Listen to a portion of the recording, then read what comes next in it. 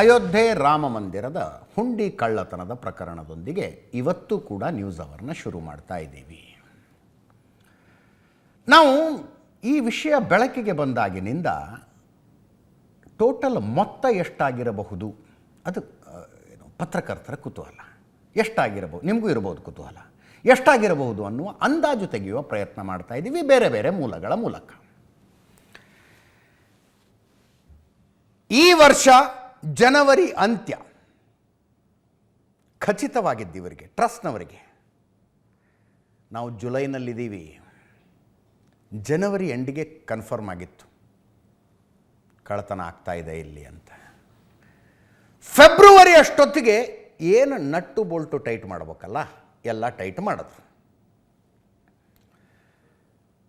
ಏಕಾಏಕಿ ಫೆಬ್ರವರಿಯಿಂದ ಈ ಪ್ರತಿದಿನ ಬರ್ತಾ ಇದ್ದ ಹುಂಡಿಗೆ ಬಿದ್ದ ಹಣವನ್ನು ಎಣಿಸಿ ತಗೊಂಡು ಹೋಗಿ ಡೆಪಾಸಿಟ್ ಮಾಡ್ತಾ ಇದ್ರಲ್ಲ, ಆ ಡೆಪಾಸಿಟ್ ಮಾಡ್ತಾ ಇದ್ದ ಮೊತ್ತ ಜಾಸ್ತಿ ಆಗ್ತಾ ಆಗ್ತಾ ಆಗ್ತಾ ಬಂತು. ಆವರೇಜ್ ತೆಗೆದಿದ್ದಾರೆ. ನಾನು ಮತ್ತೆ ಹೇಳ್ತಾ ಇದ್ದೀನಿ, ಬೇರೆ ಬೇರೆ ಮೂಲಗಳಿಂದ ಬಂದಿರುವ ಮಾಹಿತಿಯನ್ನು ಕನ್ಸಾಲಿಡೇಟ್ ಮಾಡಿ ನಿಮಗೆ ಕೊಡ್ತಾ ಇರೋದು. ಕಳ್ಳತನ ಬೆಳಕಿಗೆ ಬಂದು ನಟ್ಟು ಬೋಲ್ಟು ಟೈಟ್ ಮಾಡೋ ತನಕ ಪ್ರತಿದಿನ 16ರಿಂದ 18 ಲಕ್ಷ ರೂಪಾಯಿ ಆನ್ ಆನ್ ಆವ್ರೇಜ್ ಡೆಪಾಸಿಟ್ ಆಗ್ತಾ ಇತ್ತು. 16ರಿಂದ 18 ಲಕ್ಷ.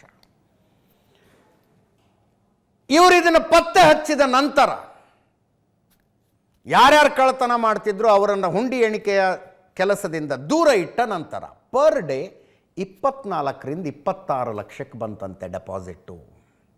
24ರಿಂದ 26 ಲಕ್ಷ ಆವರೇಜ್ ಇದು. ಅಂದರೆ ಒಂದು ದಿನಕ್ಕೆ 6ರಿಂದ 8 ಲಕ್ಷ ರೂಪಾಯಿಯ ತನಕದ ಕಳ್ಳತನ ಅಂತ ಅರ್ಥ. 6ರಿಂದ 8 ಲಕ್ಷ ಒಂದು ದಿನಕ್ಕೆ. ಇವತ್ತಿಗೆ ಸರಿಯಾಗಿ ರಾಮ ಮಂದಿರ ಲೋಕಾರ್ಪಣೆಗೊಂಡು 880 ದಿನ ಆಯಿತು. 880 ದಿನ. 2024 ಜನವರಿ 22ನೇ ತಾರೀಕು ಪ್ರಧಾನಿ ನರೇಂದ್ರ ಮೋದಿ ಲೋಕಾರ್ಪಣೆ ಮಾಡಿದ್ರು. ನರೇಂದ್ರ ಮೋದಿ ಅವರು ಲೋಕಾರ್ಪಣೆ ಮಾಡಿದ ಮಾರನೇ ದಿವಸದಿಂದಲೇ ಈ ಹುಂಡಿ ಕಳ್ಳತನ ಆರಂಭವಾಯಿತು ಅಂತಾನೆ ಲೆಕ್ಕ ಹಾಕ್ಕೊಂಡ್ರು. ಮಾರನೇ ದಿವಸದಿಂದ ಶುರುವಾಗ್ಬಿಡ್ತಪ್ಪ ಇದು. ಫೆಬ್ರವರಿಯಲ್ಲಿ ಬಂದಾಗಿದ್ದು ಸುಳ್ಳು ಇವತ್ತಿನ ತನಕನೂ ನಡೀತಾ ಇದೆ ಅನ್ಕೊಳ್ಳೋಣ. ಇವತ್ತಿನ ತನಕನೂ ನಡೀತಾ ಇದೆ. ಎಷ್ಟು ದಿನ ಆಯಿತು? 880 ದಿನ. 6ರಿಂದ 8 ಲಕ್ಷ ಒಂದು ದಿನಕ್ಕೆ ಕಳ್ಳತನ ಅನ್ಕೊಳ್ಳೋಣ. ಲೆಕ್ಕ ಹಂಗೆ ಬರ್ತಾ ಇದೆ. 16ರಿಂದ 18 ಲಕ್ಷ ಪರ್ ಡೇ ಇಷ್ಟು ಕಲೆಕ್ಟ್ ಆಗಿದೆ ಹುಂಡಿಲಿ ಅಂತ ಹೋಗಿ ಡೆಪಾಸಿಟ್ ಮಾಡ್ತಾ ಇದ್ರು. ಕಳ್ಳತನ ಫೆಬ್ರವರಿಯಲ್ಲಿ ಏನು ಸಿಕ್ಕಾಕೊಂಡ್ರಲ್ಲ, ಅದಾದಮೇಲೆ 24ರಿಂದ 26 ಲಕ್ಷ ತನಕ per day on on average deposit ಆಗ್ತಾ ಇದೆ. 6ರಿಂದ 8 ಲಕ್ಷ. 6 ಬಿಟ್ಟು ಹಾಕಿ, ಅಪ್ಪರ್ ಲಿಮಿಟೇ ಹಿಡ್ಕೊಳ್ಳೋಣ. ಪರ್ ಡೇ 8 ಲಕ್ಷ ರೂಪಾಯಿದ ಕಳ್ಳತನ. 880 ದಿನ, ಒಂದು ದಿನಕ್ಕೆ 8 ಲಕ್ಷ. ಎಷ್ಟಾಯಿತು ಟೋಟಲ್ಲು? ಅರೌಂಡ್ 70 crores ತನಕ ಬರುತ್ತೆ. 70 ಕೋಟಿ ರೂಪಾಯಿ. ನೀವು ಹಂಗೆ ಯೋಚನೆ ಮಾಡಿದ್ರೆ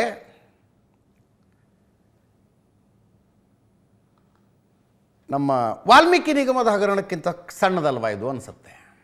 ವಾಲ್ಮೀಕಿ ನಿಗಮದ ಹಣಕ್ಕಿಂತ ಸಣ್ಣದಲ್ವಾ 70 ಕೋಟಿ ಅಂತ. ಬಟ್ ಇಲ್ಲಿ ಧಾರ್ಮಿಕ ನಂಬಿಕೆಗಳಿರೋದು. ಆ ಕಾರಣಕ್ಕೆ ದೇಶದಾದ್ಯಂತ ಚರ್ಚೆಗಳು, ಆರೋಪಗಳು, ಪ್ರತ್ಯಾರೋಪಗಳು ಎಲ್ಲ ಆಗ್ತವೆ. ತಪ್ಪು ಸರಿ ಹೇಳ್ತಾ ಇಲ್ಲ ನಾನು. ಭಕ್ತರು ರಾಮನಿಗಾಗಿ ಅಂತ ಹುಂಡಿಯಲ್ಲಿ ಸಮರ್ಪಿಸಿದ ದುಡ್ಡಿನಲ್ಲಿ ನಡೆದ ಕಳ್ಳತನ. ಆದ್ದರಿಂದ ಇದರಲ್ಲಿ ನೋಡಿ, ಒಂದು ಹೆಚ್ಚು ಕಡಿಮೆ ಒಂದು ವಾರದಿಂದ ನ್ಯೂಸ್ ಅವರ್ನ ಮೊದಲ ಅರ್ಧ ಗಂಟೆ ಇದನ್ನೇ ಸುದ್ದಿ ಹೇಳ್ತಾ ಇದ್ವಿ ನಾವು. ಯಾಕೆ? ಅಲ್ಲಿ ಶ್ರದ್ಧೆ ಇದೆ, ನಂಬಿಕೆ ಇದೆ, ಭಕ್ತಿ ಇದೆ ಅನ್ನುವ ಕಾರಣಕ್ಕೆ. ವಾಲ್ಮೀಕಿ ಹಗರಣ ಅಂದರೆ ಏನು ಅಂದರೆ ತುಂಬ ಜನರಿಗೆ ನೆನಪು ಇರಲಿಕ್ಕಿಲ್ಲ. ಈಗ ತುಂಬ ಜನ ಮರೆತು ಹೋಗಿರ್ಬೋದು. ನಮ್ಮ ದೇಶದಲ್ಲಿ ನಂಬಿಕೆ, ಶ್ರದ್ಧೆ, ಭಕ್ತಿಯಿಂದ ಹಾಕಿದ ದುಡ್ಡಿಗೂ ನಾವೇ ನಂಬಿಕೆ ಇರಲಿಲ್ಲ, ಭಕ್ತಿ ನಂಬಿಕೆ ಅಂತೂ ಇರಲೇ ಇಲ್ಲ ಬಿಡಿ, ಟ್ಯಾಕ್ಸ್ ರೀತಿಯಲ್ಲಿ ನಮ್ಮಿಂದ ವಸೂಲು ಮಾಡಿದ ದುಡ್ಡನ್ನು ನೋಡುವ ರೀತಿಗೂ ವ್ಯತ್ಯಾಸ ಇದೆ ಅಂತ ಗೊತ್ತಾಗೋದು ಇದರಲ್ಲಿ. ಅಂದರೆ ಟ್ಯಾಕ್ಸ್ ದುಡ್ಡಿನಲ್ಲಿ ಏನೇ ಆದರೂ ಭಾಳ ತಲೆ ಕೆಡಿಸ್ಕೊಳ್ಳೋದಿಲ್ಲ ನಾವು. ನಾನು ಮತ್ತೊಮ್ಮೆ ಹೇಳ್ತಾ ಇದ್ದೀನಿ, ಸರಿ ತಪ್ಪು ಮಾತಾಡ್ತಿಲ್ಲ. ಇದು ಯಾಕಿಷ್ಟು ಹೋದಲ್ಲಿ ಬಂದಲ್ಲಿ ಜನ ಕೇಳ್ತಾರೆ. 4 ಜನ ಎಲ್ಲೋ ಕಾಫಿ ಕುಡಿತಾ ಕೂತ್ಕೊಂಡಿದ್ರದ್ದು ಇದರದೇ ಚರ್ಚೆ ಆಗ್ತಿರುತ್ತೆ. ಯಾಕೆ? ರಾಮನ ದುಡ್ಡು, ರಾಮನ ಹುಂಡಿಯ ದುಡ್ಡು ಅಂತ. ನೀವು ಒಂದು ಕ್ಯಾಲ್ಕುಲೇಟರ್ ಹಿಡ್ಕೊಂಡು ಲೆಕ್ಕ ಹಾಕಿ ನೋಡಿ. ಮತ್ತೊಮ್ಮೆ ಹೇಳ್ತಾ ಇದ್ದೀನಿ, 880 ದಿನ ಆಯಿತು ರಾಮ ಮಂದಿರ ಲೋಕಾರ್ಪಣೆಯಾಗಿ. ಲೋಕಾರ್ಪಣೆಯಾದ ಮಾರನೇ ದಿವಸದಿಂದಾನೂ ಇವರು ಪ್ರತಿದಿನ 8 ಲಕ್ಷದ ಕಳ್ಳತನ ಶುರು ಮಾಡೇ ಬಿಟ್ರು ಅಂತ ಅನ್ಕೊಂಡ್ರು ಕೂಡ ಫೆಬ್ರವರಿಲಿ ನಿಲ್ಲಿಸಿಲ್ಲ ಇವರು. ನೆನ್ನೆ ತನಕನೂ ಮಾಡಿದ್ದಾರೆ ಅಂತ ಅಂದ್ಕೊಂಡ್ರು. 880 ದಿನ ಇಂಟು 8 ಲಕ್ಷ ಪರ್ ಡೇ ಲೆಕ್ಕ ಹಾಕೊಳ್ಳಿ ಏನಾಯಿತು ಅಂತ. SIT ಅವರು ತನಿಖೆ ಚುರುಕು ಮಾಡಿದ್ದಾರೆ. ಬ್ಯಾಂಕ್ ಅಧಿಕಾರಿಗಳ ವಿಚಾರಣೆ ನಡೆದಿದೆ. SBIನಲ್ಲಿ ಡೆಪಾಸಿಟ್ ಆಗ್ತಾ ಇತ್ತಲ್ಲ, SBIನ ಅಧಿಕಾರಿಗಳ ವಿಚಾರಣೆ ಆಗಿದೆ. ಹಣವನ್ನು ಕದ್ದ ನಂತರ ಒಂದು ಪಾರ್ಕ್ನಲ್ಲಿ ಕೂತ್ಕೊಂಡು ಇವರು ಹಂಚ್ಕೋತಾ ಇದ್ರಂತೆ. ಎಷ್ಟು ಸಿಸ್ಟಮೆಟಿಕ್ ಆಗಿ ನಡೆದಿದೆ ಅನ್ನೋದಕ್ಕೆ ಉದಾಹರಣೆ ಇದು. ಪಾರ್ಕ್ನಲ್ಲಿ ಕೂತ್ಕೊಂಡು ದುಡ್ಡು ಹಂಚ್ಕೊಳ್ತಾ ಇದ್ರಂತೆ. ಅವಿನಾಶ್ ಶುಕ್ಲಾ ಎನ್ನುವ ವ್ಯಕ್ತಿ ಹೊರಹಾಕಿರುವ ಮಾಹಿತಿ ಇದು SIT ಮುಂದೆ. ನಂಬರ್ 14 ಕೋಶಿ ಪರಿಕ್ರಮಾ ಮಾರ್ಗದ ಭಿಕಾಪುರದ ಹತ್ರ ಒಂದು ಪಾರ್ಕ್ ಇದೆಯಂತಲ್ಲಿ. ಪ್ರತಿದಿನ ಆ ಪಾರ್ಕ್ನಲ್ಲಿ ಕೂತ್ಕೊಂಡು ದುಡ್ಡು ಹಂಚಿಕೊಳ್ತಾ ಇದ್ರು. ಆ ಪಾರ್ಕ್ನಲ್ಲಿ ಮಹಜರ್ ಮಾಡಿದ್ದಾರೆ. ಟೋಟಲ್ 4 ದೇಣಿಗೆ ಪೆಟ್ಟಿಗೆಗಳಿದ್ದವು. 14 ಜನ ಅಟ್ ಅ ಟೈಮ್ ಕೂತ್ಕೊಂಡು ಎಣಿಕೆ ಮಾಡ್ತಾ ಇದ್ರು.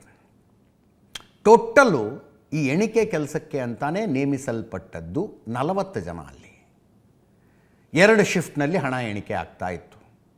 ಅಂದರೆ ಒಂದೊಂದು ಶಿಫ್ಟಿಗೆ 20 ಜನ, ವೀಕ್ ಆಫು ರಜೆ ಎಲ್ಲ ತೆಗೆದ್ರೆ 14 ಜನ at any given point of time ಹಣ ಎಣಿಕೆಯ ಕೆಲಸಕ್ಕೆ ಅವೈಲೇಬಲ್ ಇರ್ತಾ ಇದ್ರು ಅಂತ. ತನಿಖೆ SIT ಜೋರು ಮಾಡಿದೆ. EDಗೆ ಪತ್ರ ಬರೆದಿದ್ದಾರೆ. ಅನೇಕರು ಮಾತಾಡೋದಕ್ಕೆ ಶುರು ಮಾಡಿದ್ದಾರೆ. ಈಗ ಅಯೋಧ್ಯೆಯ ಅರ್ಚಕ ಮಹಾಂತ ವಿನೋದ್ ಮಿಶ್ರಾ ಕಳ್ಳತನ ನಡೀತಾ ಇದ್ದದ್ದು ನಿಜ ಅಂದರು. ನಾನು ಹೇಳಿದ್ದು 70 ಕೋಟಿ ರೂಪಾಯಿಯ ತನಕ ಆಗತ್ತೆ ಅಂದದ್ದು ಹುಂಡಿಗೆ ಬಿದ್ದ ಹಣದಲ್ಲಿ. ಈಗ ಮಂದಿರ ಲೋಕಾರ್ಪಣೆಯ ಸಂದರ್ಭದಲ್ಲಿ ಬೆಳ್ಳಿ ಬಂಗಾರ ಎಲ್ಲ ಬಂತಲ್ಲ, ಅದರದ್ದು ಕರೆಕ್ಟ್ ಲೆಕ್ಕ ಇದೆಯಾ? ತನಿಖೆ ಅದರ ಬಗ್ಗೆ ಇನ್ನೂ ಏನೂ ಹೇಳಿಲ್ಲ. ಸದ್ಯಕ್ಕೆ ತನಿಖೆ ನಡೀತಾ ಇರೋದು ಹುಂಡಿ ಎಣಿಕೆಯದ್ದು. ಇವರು ಮಹಂತ ವಿನೋದ್ ಮಿಶ್ರಾ ಕೆಲವರಿಗೆ ರಸೀದಿ ಕೂಡ ಕೊಟ್ಟಿರಲಿಲ್ಲ ಅನ್ನೋದನ್ನು ಹೇಳಿದ್ದಾರೆ. ರಸೀದಿ ಕೊಟ್ಟಿರಲಿಲ್ಲ ಅಂತ. ಮಂದಿರಕ್ಕೆ ಬಂದ ದಾನದ ಆಭರಣಕ್ಕೆ ರಸೀದಿ ಕೊಡ್ತಾ ಇರಲಿಲ್ಲ. ಶ್ರೀರಾಮ ಮಂದಿರ ದೇಣಿಗೆಯಲ್ಲಿ ಅಕ್ರಮ ನಡೆದದ್ದು ನಿಜ. 2025ರಲ್ಲಿ ಮುಂಬೈನ ಉದ್ಯಮಿ ರಾಮನಿಗೆ ಬೆಳ್ಳಿಯ ಪಾದುಕೆ 12 ಜ್ಯೋತಿರ್ಲಿಂಗಗಳಿರುವ ಹಾರವನ್ನು ಕೊಟ್ಟರು. ನಿರ್ದಿಷ್ಟ ವಿಧಾನದ ಮೂಲಕ ಅಧಿಕೃತವಾಗಿ ಸ್ವೀಕರಿಸಲಿಲ್ಲ. ದಾನಿಗಳು ರಸೀದಿ ಕೇಳಿದರೆ ನಂತರ ಕೊಡ್ತೀವಿ ಅಂದರು. ತಿಂಗಳುಗಳೇ ಕಳೆದರೂ ಅವರಿಗೆ ರಸೀದಿ ಕೊಡಲಿಲ್ಲ. ಆಭರಣ ಪರಿಶೀಲಿಸಲು ನಾನೇ ಕರಸೇವಕಪುರಕ್ಕೆ ಹೋಗಿದ್ದೆ, ಆದರೆ ಅಲ್ಲಿ ಚಿನ್ನಾಭರಣಗಳು ಇರಲಿಲ್ಲ. SIT ಅಧಿಕಾರಿಗಳು ಇದರ ಬಗ್ಗೆ ಮಾಹಿತಿ ಬಹಿರಂಗಪಡಿಸಬೇಕು. ಈಗಿರುವ ಟ್ರಸ್ಟನ್ನು ವಿಸರ್ಜನೆ ಮಾಡಿ ಹೊಸ ಟ್ರಸ್ಟ್ ರಚಿಸಬೇಕು ಅಂತ ರಾಮ ಮಂದಿರದ ಅರ್ಚಕರು ಹೇಳಿದ್ದಾರೆ. ಮಹಾಂತ ವಿನೋದ್ ಮಿಶ್ರಾ ಯೋಗಿ ಆದಿತ್ಯನಾಥ್ ಮುಖ್ಯಮಂತ್ರಿಯಾಗಿದ್ದಾರೆ. ಅವರ ಮೇಲೆ ನಮಗೆ ಸಂಪೂರ್ಣವಾಗಿ ನಂಬಿಕೆ ಇದೆ.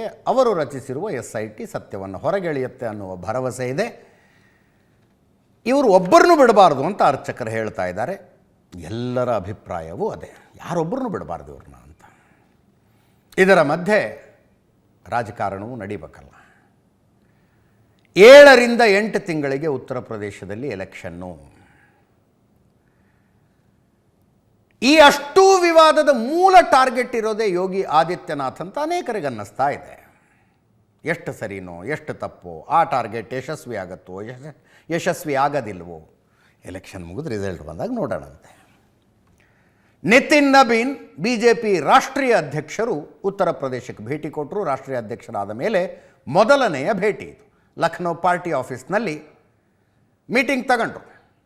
ಮುಖ್ಯಮಂತ್ರಿ ಯೋಗಿ ಆದಿತ್ಯನಾಥ್, ಉಪಮುಖ್ಯಮಂತ್ರಿ ಕೇಶವ್ ಪ್ರಸಾದ್ ಮೌರ್ಯ, BJP ಸಂಘಟನಾ ಪ್ರಧಾನ ಕಾರ್ಯದರ್ಶಿ BL ಸಂತೋಷ್ ಅವರೆಲ್ಲ ಇದ್ದರು ಸಭೆಯಲ್ಲಿ.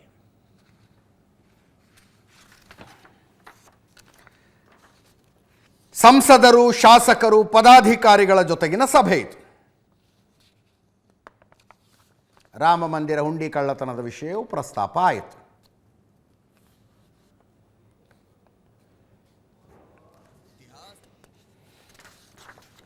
ಬಾಯಿಗೆ ಬಂದಂಗೆ ಹೇಳಿಕೆ ಕೊಡೋದನ್ನು ನಿಲ್ಲಿಸಿ ಇದರ ಬಗ್ಗೆ ಅಂತ ತಮ್ಮದೇ ಪಕ್ಷದವರಿಗೆ ಎಚ್ಚರಿಕೆಯನ್ನು ಸೂಚನೆಯನ್ನು ನಿತಿನ್ ನವೀನ್ ಅವರು ಕೊಟ್ಟಿದ್ದಾರೆ. ಇನ್ನು ಸರಸಂಘ ಚಾಲಕರಾದ RSSನ ಸರಸಂಘ ಚಾಲಕರಾದ ಮೋಹನ ಭಾಗವತರಿಗೆ ಪತ್ರಕರ್ತರು ಇದಕ್ಕೆ ಸಂಬಂಧಿಸಿದ ಪ್ರಶ್ನೆ ಕೇಳಿದ್ರು. ಅವರು ರಾಮ್ ಅಂತಷ್ಟೇ ಹೇಳಿ ಹೋಗ್ಬಿಟ್ರು. ರಾಮ್ ಅಂದು ಹೋದರು. ಕಾಂಗ್ರೆಸ್ ಮೋಹನ್ ಭಾಗವತರ ಹೇಳಿಕೆ ಇದ್ರೆ ಹಾಕಿ ಅದು 1400 ಕೋಟಿ ರೂಪಾಯಿಯ ದೇಣಿಗೆಯ ಲೆಕ್ಕಪತ್ರ ಬಹಿರಂಗಪಡಿಸಿ ಅಂತ ಕಾಂಗ್ರೆಸ್ನ ಆಗ್ರಹ. ಉತ್ತರ ಪ್ರದೇಶದ ಕಾಂಗ್ರೆಸ್ನ ನಾಯಕಿ ರಾಗಿಣಿ ನಾಯಕ್ ಕೇಳ್ತಾ ಇದ್ದಾರೆ ಇದನ್ನು. 1400 ಕೋಟಿ ರೂಪಾಯಿ ನೋಡಿ. ಆರಂಭದಲ್ಲಿ ಸಮಾಜವಾದಿ ಪಕ್ಷದ ಸ್ಥಳೀಯ ನಾಯಕರೊಬ್ಬರು ಆರೋಪ ಮಾಡಿದಾಗ 5 ರಿಂದ 7.5 ಕೋಟಿಯ ಕಳ್ಳತನ ಅಂದರು. ಅಖಿಲೇಶ್ ಯಾದವ್ ಅದನ್ನು 200 ಕೋಟಿ ಕಳ್ಳತನ ಆಗಿದೆ ಅಂದರು. ಮಲ್ಲಿಕಾರ್ಜುನ ಖರ್ಗೆ ಅವರು 5,000 ಕೋಟಿಯ ಕಳ್ಳತನದ ಆರೋಪ ಮಾಡಿದ್ದಾರೆ. ಇವತ್ತು ಹೆಸರು ಮರ್ತೋದೆ ನಾನು, ಯಾರೋ ಕಾಂಗ್ರೆಸ್ ನಾಯಕರು 10,000 ಕೋಟಿಯ ಆರೋಪ ಅಂದಿದ್ದಾರೆ. ಇದಕ್ಕೆ 10,000 ಕೋಟಿ ಹಗರಣ ಇದು ಅಂದಿದ್ದಾರೆ. ರಾಗಿಣಿ ನಾಯಕ್ ಅವರು 1,400 ಕೋಟಿ ರೂಪಾಯಿಗೆ ಲೆಕ್ಕ ಕೇಳ್ತಾ ಇದ್ದಾರೆ. ಇನ್ನೊಬ್ಬ ಕಾಂಗ್ರೆಸ್ ಮುಖಂಡ ದಿಗ್ವಿಜಯ್ ಸಿಂಗ್ ಅವರು 1,11,000 ರೂಪಾಯಿ ದೇಣಿಗೆ ಕೊಟ್ಟಿದ್ದೀನಿ, ಅದನ್ನು ವಾಪಸ್ ಕೊಡಿ, ಹೊಸ ಟ್ರಸ್ಟ್ ರಚನೆ ಆದಮೇಲೆ ಕೊಡ್ತೀನಿ ಅಂತಿದ್ದಾರೆ. 1,11,000 ರೂಪಾಯಿ ದೇಣಿಗೆ ಅಂತೆ. ಅದರ ಜೊತೆಗೆ ಇನ್ನೊಂದೇನೋ ಹೇಳಿದರು. ಮುರಳಿ ಮನೋಹರ್ ಜೋಶಿ, ಲಾಲ್ಕೃಷ್ಣ ಅದ್ವಾನಿ ಅವರ ನೇತೃತ್ವದಲ್ಲಿ ರಥಯಾತ್ರೆ ಆಯ್ತಲ್ಲ, ರಥಯಾತ್ರೆಗೂ ನಾನು ದಾನ ಕೊಟ್ಟಿದ್ದೆ ಅಂತಿದ್ದಾರೆ. ದಿಗ್ವಿಜಯ್ ಸಿಂಗ್ ಅವರು ದಾನ ಕೊಟ್ಟಿದ್ದರಂತೆ ರಥಯಾತ್ರೆ ನಡೆದಾಗಲೂ. ಕೇಳಿಸ್ಕೊಳ್ಳಿ. ಇದರ ಪ್ರತಿಧ್ವನಿಗಳು ಕರ್ನಾಟಕದಲ್ಲೂ ಕೂಡ. ದಾವಣಗೆರೆಯಲ್ಲಿ SS ಮಲ್ಲಿಕಾರ್ಜುನ ಅವರು ಕೇಳಿದ್ರು. ದಾವಣಗೆರೆಯಿಂದ 20 ಬೆಳ್ಳಿ ಇಟ್ಟಿಗೆ ಕೊಟ್ಟಿದ್ದರು. ಅವು ಹೋಗಿ ತಲುಪಿದಾವೋ ತಲುಪಿಲ್ವೋ ಅನ್ನುವ ಸಂಶಯವನ್ನು ವ್ಯಕ್ತಪಡಿಸಿದ್ರು SS ಮಲ್ಲಿಕಾರ್ಜುನ್, ಮಾಜಿ ಸಚಿವರು. ಅದಕ್ಕೆ ಯಶವಂತರಾವ್ ಜಾಧವ್ ಅವ್ರು ಹೇಳಿದ್ದು, ಸಾರ್ವಜನಿಕರಿಂದ ದುಡ್ಡು ಸಂಗ್ರಹಿಸಿ ಕೊಟ್ಟಿದ್ದಲ್ಲ, 20 ಜನ ಸ್ನೇಹಿತರು ಸೇರಿಸ್ಕೊಂಡು ನಾವು ಆ ಬೆಳ್ಳಿ ಇಟ್ಟಿಗೆ ಕೊಟ್ಟದ್ದು. ಬನ್ನಿ, ಫ್ಲೈಟ್ ಟಿಕೆಟ್ ಬುಕ್ ಮಾಡ್ತೀನಿ, ಅಲ್ಲಿ ಹೋಗಿ ತೋರಿಸ್ತೀವಿ ಬನ್ನಿ ಅಂತ. ವಿರಕ್ತ ಮಠದ ಬಸವಪ್ರಭು ಶ್ರೀ ಸಮ್ಮುಖದಲ್ಲಿ ಇಟ್ಟಿಗೆ ಕೊಟ್ಟಿದ್ದೀವಿ ಎಂದರು. ದಿನೇಶ್ ಶೆಟ್ಟಿ, ದೂಡಾದ ಅಧ್ಯಕ್ಷರು, ದಾವಣಗೆರೆ ಡೆವಲಪ್ಮೆಂಟ್ ಅಥಾರಿಟಿ ಅಧ್ಯಕ್ಷರು, ಅವ್ರು ಹೇಳ್ತಾ ಇದ್ದಾರೆ ರಸೀದಿ ತೋರಿಸಿ ಅಂತ. ಯಶವಂತರಾವ್ ಜಾಧವ್ ದಾವಣಗೆರೆಯ ಚಂಪತರಾಯ್ ಅವರು ಅಂತ. ಕೇಳಿಸ್ಕೊಳ್ಳಿ. ಯಾರು ಕಳಿಸಿದ್ರು? ಯಾರು ಕೊಟ್ಟಿದ್ರು ಅವಾಗ? ಅಯೋಧ್ಯೆಗೆ ಬೆಳ್ಳಿ ಇಟ್ಟಿಗೆ ಕೊಟ್ಟಿದ್ರು ಅಂತ ದಾವಣಗೆರೆ ಭಕ್ತರು ಕೊಟ್ಟಿದ್ರು ಅಂತ ಇದೆ. ಈಗ ಅಲ್ಲಿ ನೋಡಿದ್ರೆ ಬೆಳ್ಳಿ ಇಟ್ಟಿಗೆಗಳು ಇಲ್ಲ ಅಂತ ಹೇಳ್ತಾರೆ. ಅವ್ರು ಮುಟ್ಸಿ ಬಂದಾರಂತ, ಇಲ್ಲ ರಸ್ತೆಗೆ ಹೋಗ್ಯಾವ, ಚೆಕ್ ಮಾಡ್ಬೇಕಾಯ್ತಮ್ಮ. ಹೌದ್ರಾ? ಕೇಳ್ರಿ ಮತ್ತೆ ಅವ್ರಿಗೆ. ನಮ್ಮ ಮಾಜಿ ಮಂತ್ರಿಗಳು ಇಟ್ಟಿಗೆ ಬಗ್ಗೆ ಮಾತಾಡಿದ್ದಾರೆ. ನಾನು ಎಲ್ಲ ದಾಖಲೆ ಸಮೇತ 15 ರಿಂದ 20 ಜನ ನಾವೇನು ಸ್ನೇಹಿತರಿದ್ದೀವಿ, 15 ರಿಂದ 20 ಜನ ನಾವೇ ದುಡ್ಡು ಹಾಕಿವಿ. ಯಾರ ಹತ್ರನೂ ಸಹಿತ ಬೆಳ್ಳಿ ಇಟ್ಟಿಗೆ ಮಾಡಿಸ್ತಾ ಇದ್ದೀವಿ, ಕೊಡ್ರಿ ದುಡ್ಡು ಅಂತ ನಾವು ಯಾರ ಹತ್ರ ಕೇಳಿದ್ರೆ 5 ಜನಕ್ಕೆ ಪ್ಲೈನ್ ಟಿಕೆಟ್ ನಾನೇ ತೆಗಿಸ್ತೀನಿ. ಅಯೋಧ್ಯೆಗೆ ಹೋಗೋಣ, ಪರಮ ಪೂಜ್ಯ ಬಸವಪ್ರಭು ಮಹಾಸ್ವಾಮಿಗಳು ಅವ್ರ ಸಮ್ಮುಖದಲ್ಲಿ ಅವ್ರನ್ನ ಕರ್ಕೊಂಡು ಹೋಗಿ ನಾವು ಅದು ಟ್ರಸ್ಟಿಗೆ ಅದನ್ನು ಮುಟ್ಟಿಸಿದ್ದೀವಿ. ಅದನ್ನು ಬಸವಪ್ರಭು ಸ್ವಾಮೀಜಿಗೂ ಸಹಿತ ನೀವು ಕೇಳ್ಬೋದು. ಇವತ್ತಿದ್ರಲ್ಲಿ BJP ಯಾರವರು ಪೂರ್ತಿ ಇನ್ವಾಲ್ವ್ ಆಗಿ ರಾಮ ಮಂದಿರದ ದುಡ್ಡನ್ನು ಒಡೆಯೋದ್ರ ಜೊತೆಗೆ ಚಿನ್ನ ಬೆಳ್ಳಿ ದುಡ್ಡು ಎಲ್ಲ ಕಲೆಕ್ಟ್ ಮಾಡಿ ಚಂಪತ್ರಾಯ್, ಯಶವಂತರಾವ್, ರಾಜನಹಳ್ಳಿ ಶಿವಕುಮಾರ್, ಅನಿಲ್ ಮಿಶ್ರಾ ಅಂತ ಹೇಳಕ್ಕೆ ಇಷ್ಟಪಡ್ತೀವಿ. ನಮ್ಮ ದಾವಣಗೆರೆ ಜಿಲ್ಲೆಯಲ್ಲಿ ಹೋಗಿ ಇದೇ ಚಂಪತ್ರಾಯ್ಗೆ ನಾವು ಕೊಟ್ಟು ಬಂದು ರೆಸಿಪ್ಟ್ ತಂದೀವಿ ಅಂದರು. ಈ ದುಡ್ಡು ಚಿನ್ನ ಬೆಳ್ಳಿ ಎಲ್ಲ ಕಲೆಕ್ಟ್ ಮಾಡ್ಕೊಂಡು ಇವರು ಕೊಟ್ಟಿರೋದಕ್ಕೂ ನಮಗೆ ಅನುಮಾನ ಇದೆ. ದಯವಿಟ್ಟು ರೆಸಿಪ್ಟ್ಗಳನ್ನು ಕೊಡಬೇಕು. ಎಲ್ಲಕ್ಕಿಂತ ಚಿನ್ನದ ಇದು ಬೆಳ್ಳಿದು ರೆಸಿಪ್ಟ್ ಕೂಡ ಕೊಡಬೇಕು. ಬಹುಶಃ ರಾಜಕಾರಣದಲ್ಲಿ ಎಲ್ಲಕ್ಕಿಂತಲೂ ಕೆಟ್ಟ ಟೈಮ್ ಯಾರು ನಡೀತಾ ಇದೆ ಈಗ ಅಂತ ಯಾರು ಕೇಳಿದ್ರೆ it is undoubtedly, arguably Mamata Banerjee ಅವ್ರದ್ದೇ. 15 ವರ್ಷ ಬ್ಯಾಕ್ ಟು ಬ್ಯಾಕ್ ಹ್ಯಾಟ್ರಿಕ್ ಗೆಲುವನ್ನು ಪಡೆದು 3 ಟರ್ಮ್ಗೆ ಪಶ್ಚಿಮ ಬಂಗಾಳವನ್ನು ಮುಖ್ಯಮಂತ್ರಿಯಾಗಿ ಆಳಿದ ಮಮತಾ ಬ್ಯಾನರ್ಜಿ ಒಂದು ಎಲೆಕ್ಷನ್ ಸೋತರ್ರಿ. ಅವರೂ ಸೋತರು, ಅವರ ಪಕ್ಷವೂ ಸೋತು ಒಂದು ಎಲೆಕ್ಷನ್. ಹೆಂಗೆ ಬೀದಿಗೆ ಬಂದಂಗೆ ಆಗ್ಬಿಟ್ಟಿದೆ ನೋಡಿ ಜೀವನ. ಇದನ್ನೇನು ಬೇರೆ ಸೆನ್ಸ್ನಲ್ಲಿ ತಗೋಬಾರ್ದು. ಏನಾಗ್ಬಿಡ್ತು ನೋಡಿ ಪರಿಸ್ಥಿತಿ. ಮೇ 4ನೇ ತಾರೀಖು ರಿಸಲ್ಟ್ ಬಂದಿದೆ. ಜೂನ್ 4ನೇ ತಾರೀಖಿನಷ್ಟೊತ್ತಿಗೆ ಅವರ ಪಕ್ಷದಲ್ಲಿ ಅಸಮಾಧಾನ ಅದು ಕಾಡ್ಗಿಚ್ಚಾದಂಗೆ ಆಗ್ಬಿಟ್ಟಿತ್ತು. ಮೇ 9ಕ್ಕೇನೋ ಒಂದು ಮೀಟಿಂಗ್ ಕರೀತಾರೆ ಅವರು, ಪಾರ್ಟಿ ಮೀಟಿಂಗು, ಶಾಸಕರದ್ದು. 80 MLAಗಳ ಪೈಕಿ 50 MLAಗಳು ಬರಲಿಲ್ಲ, ಬರೀ 30 ಜನ ಬಂದರು. ಬರ್ತಾ ಬರ್ತಾ ಬರ್ತಾ ಬರ್ತಾ ಬರ್ತಾ ಮೀಟಿಂಗಿಗೆ ಬರುವ ಶಾಸಕರ ಸಂಖ್ಯೆ ಕಡಿಮೆ ಆಗಿದ್ದು ಒಂದು ಕಡೆ, ಇನ್ನೊಂದು ಕಡೆ ನಮ್ಮದು ರೆಬೆಲ್ ಟೀಮ್ ಅಂದ್ಬಿಟ್ರು ಅವರು. ರೆಬೆಲ್ ಟೀಮ್ ನಮ್ಮದು ಅಂತ. ಅದು ಬರೀ MLAಗಳಿಗೆ ನಿಲ್ಲಲಿಲ್ಲ, MP ಗಳು 28 MP ಗಳ ಪೈಕಿ 20 MP ಗಳು ಹೋಗಿ ಆ ಪಕ್ಕದ ತ್ರಿಪುರಾದ 1% ಓಟು ಇಲ್ಲದೆ ಇರುವಂಥ ಒಂದು ಪಕ್ಷದ ಜೊತೆಗೆ ಮರ್ಜ್ ಆಗಿ ನಮಗೆ NDA ಬೆಂಬಲ ಅಂದುಬಿಟ್ಟಿದ್ದಾರೆ. ರಾಜ್ಯಸಭಾ ಸದಸ್ಯರು 4 ಜನ ರಾಜೀನಾಮೆ ಕೊಟ್ಟಿದ್ದಾರೆ. ನೋಡಿ, ಮಮತಾ ಬ್ಯಾನರ್ಜಿ SIR ವಿರುದ್ಧ, ಕೇಂದ್ರ ಸರ್ಕಾರದ ವಿರುದ್ಧ, ಅಧಿಕಾರದ ಎಲ್ಲ ಆರೋಪಗಳನ್ನೂ ಮಾಡ್ತಾ ಬಂದರು. ಆ ಕಾರಣಕ್ಕಾಗಿಯೇ ನಾವು ಎಲೆಕ್ಷನ್ ಸೋತಿದ್ದು ಅಂದರು. ಬಟ್ ಪಕ್ಷದ ಒಳಗಿದ್ದಂಥ ಈ ಅಸಮಾಧಾನ,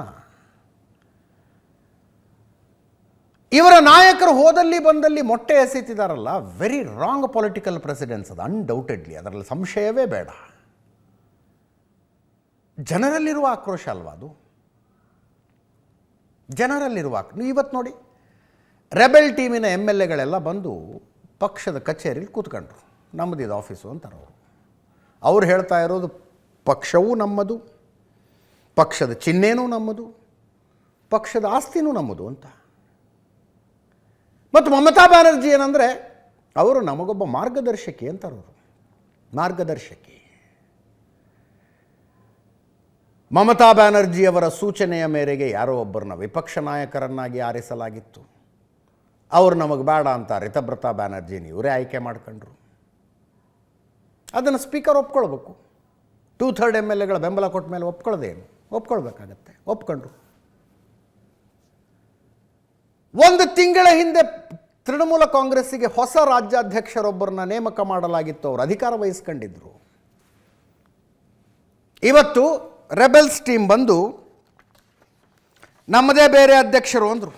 ಅರೂಪ್ ರಾಯ್ ಪಕ್ಷದ ಅಧ್ಯಕ್ಷರು ಅಂತ ಬ್ಯಾನರ್ ಕಟ್ಟಿದ್ದಾರೆ. ಕಳೆದ ತಿಂಗಳು 3ನೇ ತಾರೀಕು ಅಧಿಕಾರ ವಹಿಸಿಕೊಂಡಿದ್ದ ಚಂದ್ರಿಮಾ ಭಟ್ಟಾಚಾರ್ಯ, ಅಧ್ಯಕ್ಷೆಯಾಗಿ ಅಧಿಕಾರ ವಹಿಸಿಕೊಂಡಿದ್ದ ಚಂದ್ರಿಮಾ ಭಟ್ಟಾಚಾರ್ಯ ನಂಗೆ ಬೇಡವೇ ಬೇಡ ಇದು ಅಂತ ರಾಜೀನಾಮೆ ಕೊಟ್ಟುಬಿಟ್ಟು, ಬೇಡ ಅಂತ ರಾಜೀನಾಮೆ ಕೊಟ್ಟಿದ್ದಾರೆ. ಸಹಜವಾಗಿ ಬರುವ ಪ್ರಶ್ನೆ, ಪಾರ್ಟಿ ಯಾರ್ದೀಗಂತ, ಪಾರ್ಟಿ ಯಾರದ್ದು? ನಂಬರ್ ನೋಡಿದ್ರೆ ರಿತಬ್ರತಾ ಬ್ಯಾನರ್ಜಿ ಅವರ ಪಾರ್ಟಿ ಅನಿಸುತ್ತೆ.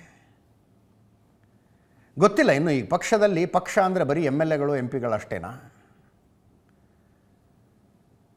ರಾಜ್ಯ ಪದಾಧಿಕಾರಿಗಳು ಅಂತಿರ್ತಾರೆ, ಅವರ ಪೈಕಿ ಯಾರ್ಯಾರು ಎಷ್ಟೆಷ್ಟು ಜನ ಯಾರ್ಯಾರ ಜೊತೆಗಿದ್ದಾರೆ, ಜಿಲ್ಲಾಧ್ಯಕ್ಷರುಗಳು, ಜಿಲ್ಲಾ ಪದಾಧಿಕಾರಿಗಳು ಯಾರ್ಯಾರು ಎಷ್ಟೆಷ್ಟು ಜೊತೆ ಇದ್ದಾರೆ, ಎಲ್ಲ ಲೆಕ್ಕಾಚಾರ ಬರುತ್ತದು. ಆ ಎಲ್ಲ ಲೆಕ್ಕಾಚಾರದ ಆಧಾರದ ಮೇಲೆ ಪಕ್ಷ ಯಾರದ್ದು ಅನ್ನುವ ಅಂತಿಮ ತೀರ್ಮಾನ ಆಗಬೇಕು. ಮಹಾರಾಷ್ಟ್ರದಲ್ಲಿ ಅಲ್ಲೂ ಹಿಂಗೆ ಆಯ್ತಲ್ಲ, ಶರದ್ ಪವಾರ್ರ ವಿರುದ್ಧ ಅವರ ತಮ್ಮನ ಮಗ ಅಜಿತ್ ಪವಾರ್ ಧಿಕ್ಕರಿಸಿ 2/3 MLAಗಳನ್ನು ಕರ್ಕೊಂಬಂದು ಪಾರ್ಟಿನೇ ನಮ್ಮದು ಅಂದ್ಬಿಟ್ರು. ನಮ್ಮದೇ NCP ಅಂತ. ಉದ್ಧವ್ ಠಾಕ್ರೆ ವಿರುದ್ಧ ಏಕನಾಥ್ ಶಿಂಧೆ ಬಂಡೆದ್ಕೊಂಡು 2/3 MLAಗಳನ್ನು ಕರ್ಕೊಂಡು ಬಂದು ಶಿವಸೇನೆನೇ ನಮ್ಮದು ಅಂದರು.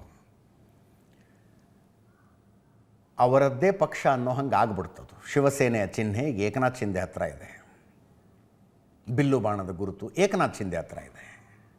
ಅವರು ಮಶಾಲ್ ಹಿಡ್ಕೊಂಡು ಓಡಾಡ್ತಾ ಇದ್ದಾರೆ. ಯಾರು? ಏಕನಾಥ್ ಶಿಂಧೆ, ಉದ್ಧವ್ ಠಾಕ್ರೆ. ಇದನ್ನು ಇಲ್ಲೂ ಅದನ್ನೇ ಕೇಳ್ತಾ ಇರೋದು ಇವರು, ಪಕ್ಷ ನಮ್ಮದು ಅಂತ, ಪಕ್ಷ ನಮ್ಮದು. ಹೆಚ್ಚು ಕಡಿಮೆ ಒಂದು ಅಂದಾಜಿನ ಪ್ರಕಾರ ಇಲ್ಲಿ ನಮ್ಮಲ್ಲಿ ಗ್ರಾಫಿಕ್ಸಲ್ಲಿ ಬರ್ತಾ ಇದೆ ನೋಡಿ, 1019 ಕೋಟಿ ರೂಪಾಯಿ ಚರಾಸ್ತಿ ಸ್ಥಿರಾಸ್ತಿ ಎಲ್ಲ ಸೇರಿ ತೃಣಮೂಲ ಕಾಂಗ್ರೆಸ್ಸದ್ದು 1019 ಕೋಟಿ ರೂಪಾಯಿ. ಅದರಲ್ಲಿ ಕ್ಯಾಶು, ಬ್ಯಾಂಕ್ ಡೆಪಾಸಿಟ್ಟು ಸೇರಿದ್ರೆ ಒಂದು 700 ಕೋಟಿ, 700 ಚಿಲ್ಲರೆ ಕೋಟಿ ಇದೆ. 676 ಕೋಟಿ ಕ್ಯಾಶು ಮತ್ತು ಬ್ಯಾಂಕ್ ಡೆಪಾಸಿಟ್ ಸೇರಿಸಿ 250 ಕೋಟಿ ರೂಪಾಯಿ ಪಕ್ಷದ ಹೆಸರಿನಲ್ಲಿ ಬೇರೆ ಬೇರೆ ಕಡೆ ಇನ್ವೆಸ್ಟ್ ಮಾಡಿದ್ದಾರೆ. ಬೆಂಗಳೂರಿನಲ್ಲೂ ಆಸ್ತಿ ಇದೆಯಂತೆ ತೃಣಮೂಲ ಕಾಂಗ್ರೆಸ್ಸದ್ದು. ಇನ್ನೊಂದು 100 ಕೋಟಿ ಪ್ರಾಪರ್ಟಿ, ಪಕ್ಷದ ಕಚೇರಿಗಳು ಅದೆಲ್ಲ ಸೇರಿ ಪ್ರಾಪರ್ಟಿ ಇನ್ನೊಂದು 100 ಕೋಟಿ, 1019 ಕೋಟಿ ಆಗುತ್ತೆ ಟೋಟಲ್ಲು. ಇದರ ಮೇಲೆ ಮಮತಾ ಬ್ಯಾನರ್ಜಿಯವರ ವಿರುದ್ಧ ಬಂಡಾಯವೆದ್ದವರ ಕ್ಲೇಮು. ಪಕ್ಷದ ಕಚೇರಿಗೆ ಬಂದು ಕೂತ್ಕೊಂಡು ತಮ್ಮದೇ ಬೇರೆ ಕೀ ಹಾಕ್ಕೊಂಡ್ರಂಥವ್ರು, ತಮ್ಮದೇ ಬೇರೆ ಕೀ ಹಾಕ್ಕೊಂಡಿದ್ದಾರೆ. ಮಮತಾ ಬ್ಯಾನರ್ಜಿ ಮಾತಾಡಿದ್ದಾರೆ. ಐ ಥಿಂಕ್ ಅವರೊಂಥರ ಭಾವನಾತ್ಮಕ ಅಪೀಲ್ ಮಾಡೋ ಮೋಡಿಗೆ ಬಂದಿದ್ದಾರೆ. ಈಗ 2 ಪಾಠ ನೋಡಿ ಇದರಲ್ಲಿ. ಒಂದು, ರಾಜಕೀಯ ಅಧಿಕಾರ, ಯಾವುದೇ ಅಧಿಕಾರದಲ್ಲಿರುವವರು ಅಧಿಕಾರ ಶಾಶ್ವತ ಅನ್ನುವಂತೆ ವರ್ತನೆ ಮಾಡಬಾರ್ದು. ಶಾಶ್ವತ ಅನ್ನುವಂತೆ ರಾಜ್ಯ ಮತ್ತು ಕೇಂದ್ರ ಭಾರತ ಪಾಕಿಸ್ತಾನದ ರೀತಿಯಲ್ಲಿ ಯುದ್ಧಕ್ಕೆ ನಿಂತುಬಿಡೋಂಗೆ ನಾಟ್ ಅ ಗುಡ್ ಸೈನ್ ಅಂತ ಭಾಳ ಪ್ರೆಸಿಡೆನ್ಸ್ಗಳನ್ನು ನೋಡಿದ್ವಿ ನಾವು. ಕೇಂದ್ರ ಏನೋ ಯೋಜನೆ ತಂದಿದೆ, ಪಶ್ಚಿಮ ಬಂಗಾಳದಲ್ಲಿ ಮಾಡೋಕ್ಕೆ ಬಿಡಲ್ಲ. CBI ಆಫೀಸರ್ಸ್ ಬಂದಿದ್ದಾರೆ, ಜನನ ಬಿಟ್ಟು ಬಡಿಸ್ಬಿಡೋದು. ED ಆಫೀಸರ್ಸ್ ಬಂದಿದ್ದಾರೆ, ನಿಮ್ಮ ಕೈಯಲ್ಲಿ ED ಆಫೀಸರ್ಸ್ ಇದ್ದರೆ ನಮ್ಮ ಕೈಯಲ್ಲಿ ಪೊಲೀಸ್ ಇದ್ದಾರೆ ಅಂಥೇಳಿ ಪೊಲೀಸ್ ಕರೆಸಿ ಅರೆಸ್ಟ್ ಮಾಡಿಸೋದು. ಅಂದರೆ 24/7 365 ಡೇಸ್ ಪರ್ ಇಯರ್ ಫೈಟಿಂಗ್ ಮೋಡ್ನಲ್ಲೇ ಇದ್ದುಬಿಡೋದು, ಫೈಟಿಂಗ್ ಮೋಡ್ನಲ್ಲೇ ಇದ್ದುಬಿಡೋದು. ಅದು ಮಮತಾ ಬ್ಯಾನರ್ಜಿಯವರನ್ನು ಅವರದ್ದೇ ಜನರ ಕಣ್ಣಿನಲ್ಲಿ ವಿಲನ್ ಮಾಡ್ತಾ ಅನ್ನೋದೊಂದು ಪ್ರಶ್ನೆ. ಇದು ಪ್ರಶ್ನೆ, ಜಡ್ಜ್ಮೆಂಟ್ ಅಲ್ಲ. ಒಂದು ಪಾಠ ಅದು. ಇನ್ನೊಂದು ಪಾಠ, ಈ ರೆಬೆಲ್ಗಳಿಗೆ ಎಷ್ಟು ಕಾಡಿಸ್ತೀರಿ?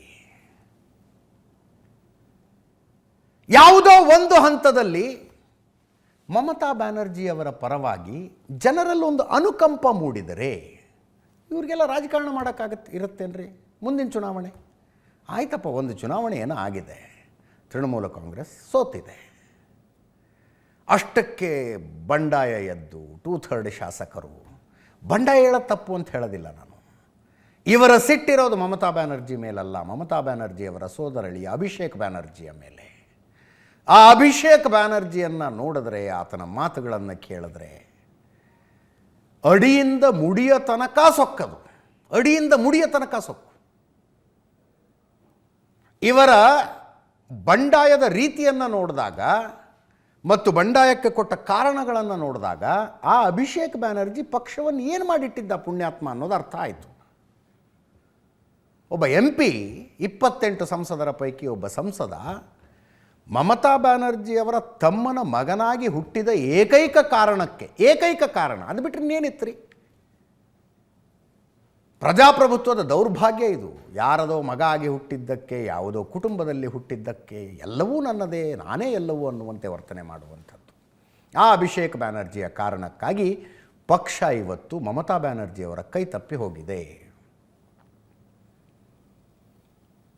ನೇರ ಆರೋಪವನ್ನು ಈ ರೆಬೆಲ್ಗಳ ಮಮತಾ ಬ್ಯಾನರ್ಜಿಯವರ ವಿರುದ್ಧವೂ ಮಾಡ್ತಿಲ್ಲ. ಮಮತಾ ಬ್ಯಾನರ್ಜಿ ಹಿಂಗೆ ಮಾಡಿದ್ದಕ್ಕೆ ನಾವು ಈ ಥರ ಮಾಡ್ತಿದ್ದೀವಿ ಅಂತ ಹೇಳ್ತಿಲ್ಲ. ಅವ್ರು ಸಿಟ್ಟಿರೋದೆಲ್ಲ ಅಭಿಷೇಕ್ ಬ್ಯಾನರ್ಜಿಯ ಮೇಲೆ. ಅಯ್ಯೋ, 15 ವರ್ಷ ನಮ್ಮನ್ನು ಆಡಳಿತ ನಡೆಸಿದಂಥ ಒಬ್ಬ ಹೆಣ್ಣುಮಗಳನ್ನು ಹಿಂಗೆ ನಡೆಸ್ಕೋಬಾರ್ದಾಗಿತ್ತು ಅಂತ ಅನುಕಂಪ ಏನಾದರೂ ಪಶ್ಚಿಮ ಬಂಗಾಳದ ಜನರಲ್ಲಿ ಮೂಡಿದ್ರೆ, ಸರ್ಕಾರದ ಮೇಲೆ ಭ್ರಷ್ಟಾಚಾರದ ಆರೋಪಗಳ 1000 ಇದ್ವಲ್ಲಿ, ಮಮತಾ ಬ್ಯಾನರ್ಜಿಯವರ ಮೇಲೆ ವೈಯಕ್ತಿಕ ಭ್ರಷ್ಟಾಚಾರದ ಆರೋಪಗಳಿರಲಿಲ್ಲ. ಅಧಿಕಾರ ಬಂತು ಅಂತ ಆ ಹೆಣ್ಣುಮಗಳೇನು ಐಷಾರಾಮಿ ಜೀವನಕ್ಕೆ ಹೋದವರಲ್ಲ. ಅದೇ ಬಿಳಿ ಬಣ್ಣದ ಕಾಟನ್ ಸೀರೆ, ಅದೇ ಮಾರುತಿ ಆಲ್ಟೋ ಕಾರು, ಅದೇ ಹವಾಯಿ ಚಪ್ಪಲಿ ಹಾಕ್ಕೊಂಡು ಅಧಿಕಾರ ನಡೆಸಿದಂಥ ಹೆಣ್ಣುಮಗಳು. ಐ ಥಿಂಕ್ ಅವರು ಮುಖ್ಯಮಂತ್ರಿ ಅಧಿಕೃತ ನಿವಾಸದಲ್ಲೂ ಇರ್ತಿರಲಿಲ್ಲ. ಅವ್ರದ್ದೇ ಹುಟ್ಟಿ ಬೆಳೆದ ಮನೆಯಲ್ಲೇ ಇದ್ಕೊಂಡು ಮುಖ್ಯಮಂತ್ರಿಯಾಗಿ ಅಧಿಕಾರ ನಡೆಸಿದವರು. ಕಾಳಿಘಾಟ್ ಹತ್ರ ಮನೆ ಬರುತ್ತವ್ರದ್ದು. ಅನುಕಂಪ, ಒಬ್ಬೊಬ್ಬ ಹೆಣ್ಣುಮಗಳಿಗೆ ಹಿಂಗೆ ಮಾಡೋದು ಅಂತೇಳಿ ಅನುಕಂಪ ಬಂದರೆ ಏನು ಮಾಡ್ತಾರೆ ಇವರು? ಅಂಥದ್ದೊಂದು ಅನುಕಂಪ ಮಹಾರಾಷ್ಟ್ರದಲ್ಲಿ ಬಂದಿದೆ ಅಂತ ಬಹಳ ಚರ್ಚೆ ಮಾಡಿದ್ವಿ ನಾವು. 2024 ಲೋಕಸಭಾ ರಿಸಲ್ಟು ಉದಾಹರಣೆ ಕೊಡೋ ಹಂಗಿತ್ತು. ಬಾಳ ಠಾಕ್ರೆ ಮಗನನ್ನು ಇವರು ಅನ್ಯಾಯ ಮಾಡಿಬಿಟ್ರು ಏಕನಾಥ್ ಶಿಂದೆ ಅನ್ನೋ ಆಕ್ರೋಶ ಬಂದಿತ್ತಂತೆ. ಶರದ್ ಪವಾರ್ಗೆ ಅಜಿತ್ ಪವಾರ್ ಅನ್ಯಾಯ ಮಾಡಿಬಿಟ್ರು ಅನ್ನೋ ಆಕ್ರೋಶ ಬಂದಿತ್ತಂತೆ. ಆ ಕಾರಣಕ್ಕಾಗಿ 2024 ಲೋಕಸಭಾ ಚುನಾವಣೆಯಲ್ಲಿ ಏನು ರಿಸಲ್ಟ್ ಬಂತು ಆ ರಿಸಲ್ಟ್ ಬಂತು ಅಂತ. ಆಮೇಲೆ ಅದನ್ನು ವಿಧಾನಸಭಾ ಚುನಾವಣೆ ಬರೋಷ್ಟರಲ್ಲಿ ಸುಧಾರಿಸಿಕೊಂಡಿತು BJP, ಆ ಮಾತು ಬೇರೆ. ನೆನ್ನೆ ಇಡೀ ದಿನ ರಾಜ್ಯದ ಮೂಲೆ ಮೂಲೆಗಳಿಂದ ಸುದ್ದಿ ಬಂದವು. SIR ಹೆಂಗೆ ಮಾಡ್ತಿದ್ದಾರೆ BLOಗಳು, ಬೂತ್ ಲೆವೆಲ್ ಆಫೀಸರ್ಸ್. ಅಷ್ಟು ದೊಡ್ಡ ಚರ್ಚೆ ಆದ ನಂತರ ಇವತ್ತೆಲ್ಲ ಸರಿ ಹೋಗಿ ಬಿಡಬಹುದು ಅನ್ನುವ ನಿರೀಕ್ಷೆ ಇತ್ತು. ನೋ, ಮತ್ತೆ ಯಥಾ ಪ್ರಕಾರ SIRನ 3ನೇ ಹಂತ ನಡೀತಾ ಇರೋದೀಗ. 3ನೇ ಹಂತ ಕ್ಯಾಟಗರಿಕಲಿ ಹೇಳುತ್ತೆ, ಸ್ಪೆಸಿಫಿಕಲಿ ಹೇಳುತ್ತೆ. BLOಗಳು BLAಗಳನ್ನು ಕರ್ಕೊಂಡು ಮನೆ ಮನೆಗೆ ಹೋಗಬೇಕು. BLO ಅಂದರೆ ಬೂತ್ ಲೆವೆಲ್ ಆಫೀಸರ್ಸ್, BLA ಅಂದರೆ ಬೂತ್ ಲೆವೆಲ್ ಏಜೆಂಟ್ಸ್. BLOಗಳು ಸರ್ಕಾರಿ ನೌಕರರು. BLA ಅಂದರೆ ಬೂತ್ ಲೆವೆಲ್ ಏಜೆಂಟ್ ಅಂದರೆ ಪಕ್ಷದ ಪ್ರತಿನಿಧಿಗಳು. ಪಕ್ಷದ ಪ್ರತಿನಿಧಿಗಳು ಯಾರು ಅನ್ನೋದು BLOಗಳಿಗೆ ಗೊತ್ತಿರುತ್ತೆ. ಅವರಿಗೆ ಫೋನ್ ಮಾಡಬೇಕು, ಈ ಓಣಿಲಿ ಹೋಗ್ತಾ ಇದ್ದೀವಿ, ಇಂಥ ಮನೆಗಳಿಗೆ ಹೋಗ್ತಾ ಇದ್ದೀವಿ, ಬನ್ನಿ ಅಂತ ಹೇಳಬೇಕು. ಅವರು ಅಧಿಕೃತವಾಗಿ ಇರುವ ಪಕ್ಷಗಳು ಎಷ್ಟು ಪಕ್ಷಗಳು BLAಗಳನ್ನು ನೇಮಕ ಮಾಡಿದ್ದಾವೋ ಅಷ್ಟೂ ಜನರನ್ನು ಕರ್ಕೊಂಡು ಹೋಗ್ಬೇಕು ಅವರು ಮನೆಗಳಿಗೆ. ಎಲ್ಲ ಪಕ್ಷಗಳ BLAಗಳ ನೇಮಕವನ್ನು ಎಲ್ಲ ಕಡೆನೂ ಮಾಡಿರೋದಿಲ್ಲ. ಉದಾಹರಣೆಗೆ ಕಾಂಗ್ರೆಸ್ ಒಂದು 60,000 ಏನೋ ಮಾಡಿರಬೇಕು, BJP ಒಂದು 57,000, JDS 14,000 ಮಾಡಿದೆ. ಎಲ್ಲೆಲ್ಲಿ ನಾವು ತಮ್ಮ ಮತದಾರರು ಇರ್ತಾರೋ ಅಲ್ಲಲ್ಲಿ ಮಾಡಿರ್ತಾರಪ್ಪ. ತಮ್ಮ ವಾರ್ಡ್ನಲ್ಲಿ ಒಂದೊಂದು ವಾರ್ಡಿಗೆ ಒಂದೊಂದು ಬೂತ್ಗೆ ಒಬ್ಬೊಬ್ಬರು BLOಗಳಿರ್ತಾರೆ. 1200 ಮತಗಳ ಮ್ಯಾಪಿಂಗ್ ಮಾಡಬೇಕಷ್ಟೇ. ಅವರು 1200 ವೋಟ್ಗಳನ್ನು ಮ್ಯಾಪಿಂಗ್ ಮಾಡಬೇಕು. 250ರಿಂದ 275 ಮನೆ. ಅಷ್ಟು ಮನೆಗಳಿಗೆ ಪಕ್ಷದ ಏಜೆಂಟ್ರನ್ನು ಕರ್ಕೊಂಡು ಹೋಗಬೇಕು. ಇವರು ಏಜೆಂಟ್ರಿಗೂ ಹೇಳಿಲ್ಲ, ಏನೂ ಇಲ್ಲ. ಹೋಗಿ ಕೂತ್ಕೊಂಡ್ರು ಒಂದು ಮಸೀದಿಯಲ್ಲಿ, ಬನ್ನಿ ಬನ್ನಿ ಬನ್ನಿ ಬನ್ನಿ ಅಂತ ಕರೆದ್ರು, ಅರ್ಜಿಗಳನ್ನು ಕೊಟ್ಟರು. ಅರ್ಜಿಗಳನ್ನು ಯಾವ ಆಧಾರದ ಮೇಲೆ ಕೊಟ್ಟರು? ವೋಟರ್ ಲಿಸ್ಟಲ್ಲಿ ಹೆಸರಿದೆಯಲ್ಲ, ವೋಟರ್ ಲಿಸ್ಟ್ನಲ್ಲಿ ಹೆಸರಿರೋರಿಗೆಲ್ಲ ಅರ್ಜಿ ಕೊಟ್ಟು ಅರ್ಜಿ ತುಂಬಿಸ್ಕೊಳ್ಳೋದಾಗಿದ್ದರೆ SIR ಯಾವ ಚಂದಕ್ಕೆ ಮಾಡಬೇಕು? ಸ್ಪೆಷಲ್ ಇಂಟೆನ್ಸಿವ್ ರಿವಿಷನ್ ಯಾವ ಚಂದಕ್ಕೆ ಮಾಡಬೇಕು? ಹಳೆ ವೋಟರ್ ಲಿಸ್ಟ್ನಲ್ಲಿದ್ದವ್ರನ್ನೆಲ್ಲ ಮತ್ತೆ ಹೊಸದಾಗಿ ನೀವು ಸೇರಿಸ್ಕೊಳ್ತೀರಿ ಅನ್ನೋದಾದರೆ ಪ್ರಶ್ನೆ ಇರೋದೇ ಅದು. ಹೋಗಿ ಕೂತ್ಕೊಂಡ್ರು ಮಸೀದಿಗೆ, ಕೊಟ್ಟರು ಅರ್ಜಿ. ಹೋಗಿ ಕೂತ್ಕೊಂಡ್ರು ಮದರಸಾಗೆ, ಕೊಟ್ಟರು ಅರ್ಜಿ. ಹೋಗಿ ಕೂತ್ಕೊಂಡ್ರು ಶಾದಿ ಮಹಲ್ನಲ್ಲಿ, ಕೊಟ್ಟರು ಅರ್ಜಿ. ಅದು ಎಷ್ಟು ಧೈರ್ಯವಾಗಿ ಮಾಡ್ತಾರೆ ಅಂದರೆ ಇದೇ ಅಧಿಕೃತ ಮಾರ್ಗ, ಹೀಗೆ ಮಾಡೋದಕ್ಕೆ ಆದೇಶ ಇದೆ ಅನ್ನೋ ಥರ ಮಾಡ್ತಿದ್ದಾರೆ ಇವರು. ಯಾವುದೋ ದೇವಸ್ಥಾನದ ಮುಂದೆ, ಕೋಲಾರದಿಂದ ಬಂತಲ್ಲ ನಿನ್ನೆ ಸುದ್ದಿ, ದೇವಸ್ಥಾನದ ಮುಂದೆ ಟೇಬಲು ಚೇರ್ ಹಾಕ್ಕೊಂಡು ಕೂತ್ಕೊಂಡು ಕರೆಯೋದಲ್ಲಿ ಜನರನ್ನ. ಮನೆಗೆ ಹೋಗಿ ಆ ಮನೆಯಲ್ಲಿ ಯಾರಿದ್ದಾರೆ, ಎಷ್ಟು ಜನ ಇದ್ದಾರೆ, ಅವರು ಎಲ್ಲೆಲ್ಲಿದ್ದಾರೆ ತಿಳ್ಕೊಳ್ಳದೆ ಅರ್ಜಿ ಕೊಡೋದಾದರೆ SIR ಯಾವ ಚಂದಕ್ಕೆ ಮಾಡಬೇಕು? ನೋಡಿ, ಇಲ್ಲಿ ದೇವಸ್ಥಾನದಲ್ಲಿ ಕೂತ್ಕೊಂಡಿದ್ದಾರೆ ಹಂಗೆ.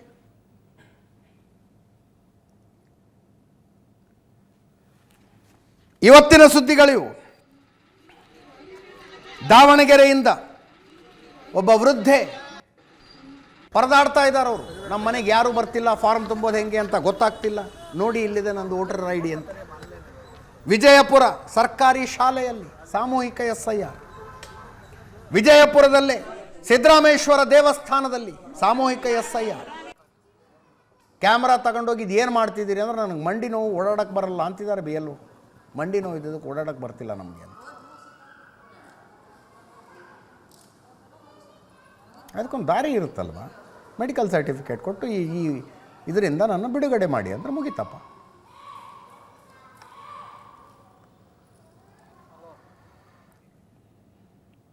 ಜನ ಮಾತಾಡಿದ್ದಾರೆ ನೋಡಿ ಇಲ್ಲಿ.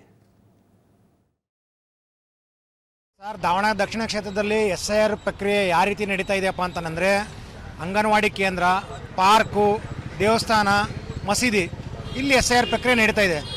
ನಿನ್ನೆ ನಡೆದಿದೆ ನಮ್ಮ ward number 18 booth number 28 BLO Manu ಅವ್ರಿಗೆ ಫೋನ್ ಮಾಡಿದೆ. ಏನಪ್ಪ ಇವ್ರ ಮನೆಗೂ ಫಾರಮ್ ಕೊಡಲ್ಲ ಅಂತ, ಯಾಕೆ ಕೊಡಲ್ಲ ಅಂತ. ಅಣ್ಣ ದೇವಸ್ಥಾನದಲ್ಲಿ ಕೂತಿದ್ದೀವಣ್ಣ, ಬಂದು ಇಸ್ಕೊಂಡು ಹೋಗಿ ಕೇಳಿದ್ರೆ ಬೇಡದ್ರೆ ಬಿಡ್ರಿ ಫಾರಮ್ಮು ಅಂತಂದು ಈ ಥರ ವ್ಯಕ್ರವಾಗಿ ಅವ್ರಿಗೇನು ಭಯ ಇಲ್ದಂಗೆ ಈ ರೀತಿ ಒಬ್ಬ ಮತದಾರಿಗೆ ಇವ್ರು ಉತ್ತರ ಕೊಡ್ತಾರೆ ಅಂತಂದರೆ SIR ಪ್ರಕ್ರಿಯೆ ಯಾವ ರೀತಿ ನಡೀತಾ ಐತಿ ಅನ್ನೋದು ಯೋಚನೆ ಮಾಡಬೇಕು. ಇದಕ್ಕೆಲ್ಲ ಏನು ಕುಮ್ಮಕ್ಕಪ್ಪ ಅಂತಂದರೆ, ಮಾನ್ಯ ಮುಖ್ಯಮಂತ್ರಿಗಳು ಹೇಳ್ಬಿಟ್ರಲ್ಲ, ನಿಮ್ಮದು ಓಟ್ ಉಳಿಸ್ಕೊಳ್ಳಿಲ್ಲದ್ರೆ ನಿಮಗೆ ಗೃಹಲಕ್ಷ್ಮಿ ಬರಲ್ಲ, ಆ ಭಾಗ್ಯ ಬರಲ್ಲ, ಈ ಭಾಗ್ಯ ಬರಲ್ಲ ಅಂತಂದೇಳಿ. ಕಾಂಗ್ರೆಸ್ ಗೌರ್ಮೆಂಟು, ಕಾಂಗ್ರೆಸ್ ಮುಖ್ಯಮಂತ್ರಿ DK ಶಿವಕುಮಾರ್ ಮತದಾರರ ಮೇಲೆ ಪ್ರಭಾವ ಬೀರ್ತಿದ್ದಾರೆ, ಮತದಾರರನ್ನು ಭಯಗೊಳಿಸ್ತಾ ಇದ್ದಾರೆ. BLಗಳು ಪ್ರತಿ ಮನೆಗೂ 3 ಟೈಮ್ ವಿಸಿಟ್ ಮಾಡ್ಬೇಕು ಸರ್, ಪ್ರತಿ ಮನೆಗೂ. ಅವ್ರಿಲ್ಲ ಅಂದಾಗೆ ನಾವು ಯಾವ ಟೈಮಿಂಗ್ಸಿಗೆ ಬಂದಿದ್ವಿ ಅಂತಂದೇಳಿ ಅವ್ರ ಕ್ಯಾಮ್ರಾದಲ್ಲಿ GPS ಅಲ್ಲಿ ಇದರಲ್ಲಿ ಫೋಟೋ ತಗೊಂಡು ಹೋಗ್ಬೇಕು. ಅವ್ರು ಯಾವ ಟೈಮಿಂಗ್ಸಿಗೆ ಬಂದಿದ್ವಿ ಅಂತಂದೇಳಿ ಅವ್ರ ಮೊಬೈಲ್ ನಂಬರ್ ಬರೆದು ಸೈನ್ ಮಾಡಿ ಹೋಗ್ಬೇಕು, ಸ್ಟಿಕ್ಕರ್ ಅಂಟಿಸ್ತಾ ಇದ್ದಾರೆ. ಆ ರೀತಿ ಪ್ರಕ್ರಿಯೆ ನಡೆಯೋದು ಬಿಟ್ಟಿದ್ದು ಮಸೀದಿ, ಪಾರ್ಕು, ಅಂಗನವಾಡಿ ಕೇಂದ್ರಗಳಲ್ಲಿ SIR ಪ್ರಕ್ರಿಯೆ ನಡೀತಾ ಇದೆ. ಇದನ್ನು ಖಂಡಿಸ್ತಾ ಇದ್ದೀವಿ. ನಾವು ಎಲ್ಲೋದ್ರೂ 2002 ಇದನ್ನ 2002 ಫಾರಮ್ ತೆಗೆದು ಕೊಡ್ತಾ ಇಲ್ಲ. ಇಲ್ಲೋದ್ರೆ ಅಲ್ಲೋಗ್ರಿ, ಅಲ್ಲೋದ್ರೆ ಇಲ್ಲೋಗ್ರಿ ಅಂತಾರೆ. ಮನೆಗೆ ಬಂದು ಏನನ್ನು ಇದನ್ನು ಕೊಡ್ತಾ ಇಲ್ಲ. ಎಲ್ಲ ದೇವಸ್ಥಾನದ ಪ್ರಸಾದ ಕೊಟ್ಟಂಗೆ ಅಲ್ಲೆಲ್ಲೋ ಕೊಟ್ಟು ಫಾರಮ್ ಬರ್ರಿ ಅಂತಾರೆ. ನಾವು ಎಲ್ಲಿಂತ ಹೋಗ್ಬೇಕು? ನಮಗೆ ಫಾರಮ್ ಕೊಟ್ಟಾರೆ, ಆದರೆ ನಮಗೆ ಈಗ 64-65 ವರ್ಷ ಆದ್ರೂ ಬರೀ 600 ರೂಪಾಯಿ ಪೆನ್ಷನ್ ಕೊಡ್ತಾರೆ. ನಾವು ಮನೆ ಕೆಲಸ ಮಾಡ್ತೀವಿ, ನಾವು ಹೆಂಗೆ ಜೀವನ ಮಾಡ್ಬೇಕು ಹೇಳಿ? ಅಲ್ಲಿ ಬಂದಿದ್ರು ಕಾಲಭೈರವ ದೇವಸ್ಥಾನ ಹತ್ರ ಹೋಗಿ ಫಾರಮ್ ಇಸ್ಕೊಂಬಂದಿವಿ. 2002 ಫಾರಮ್ ಬೇಕಂತೆ. ಎಲ್ಲಿ ಹೋದ್ರೂ ನಟ್ನೊಳ ತೆಗೆದು ಕೊಡ್ತಾ ಇಲ್ಲ.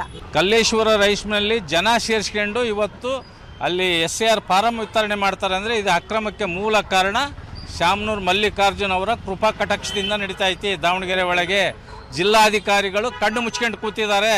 ಆದ್ದರಿಂದ ಜಿಲ್ಲಾಧಿಕಾರಿಗಳೇ ಕೂಡಲೇ ಈ ಪ್ರಕ್ರಿಯೆನ ನೀವು ಸರಿಯಾದ ರೀತಿ ನಡೆಸ್ತಾ ಇದ್ದರೆ ನಾವು DC ಆಫೀಸ್ ಮುಂದೆ ಧರಣಿ ಮಾಡ್ತೀವಿ ಅಂತಕ್ಕಂಥ ಎಚ್ಚರಿಕೆಯನ್ನು ಕೊಡಲಿಕ್ಕೆ ನಾವು ಪ್ರಾರಂಭ.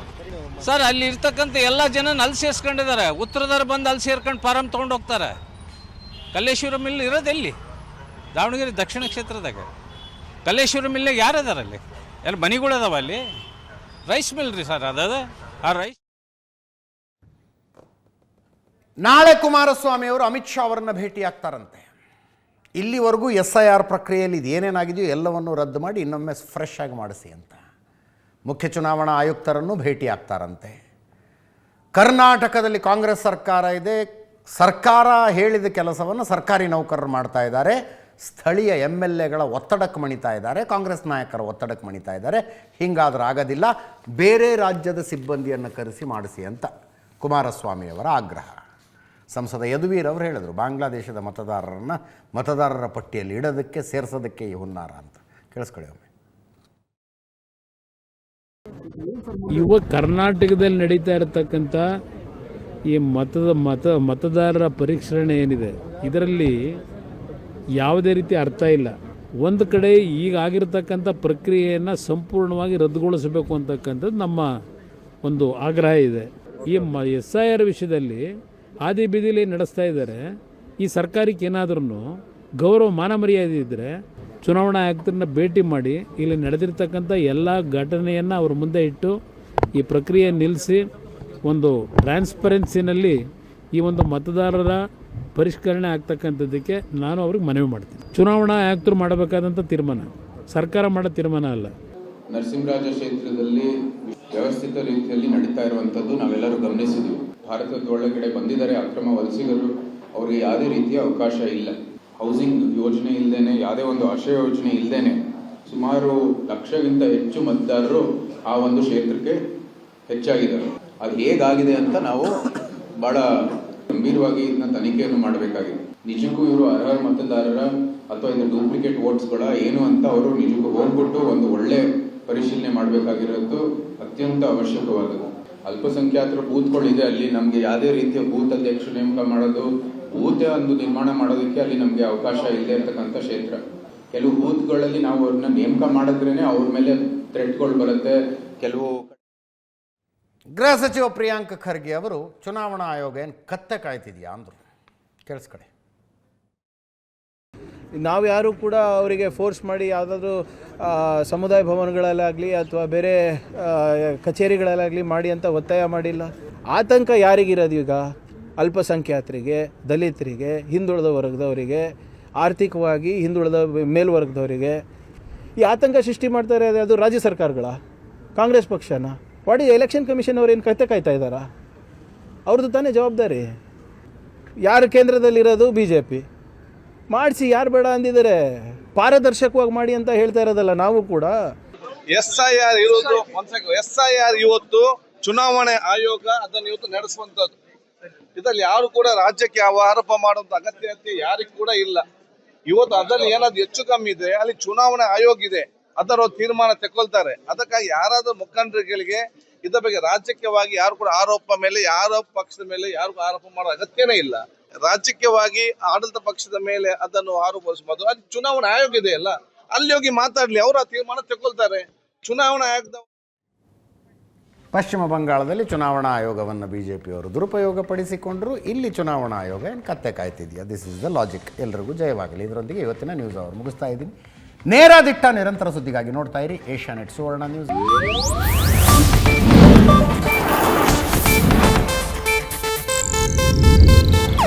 ಇದು ಏಷ್ಯಾನೆಟ್ ನ್ಯೂಸ್ ನೆಟ್ವರ್ಕ್ ಪ್ರಸ್ತುತಿ.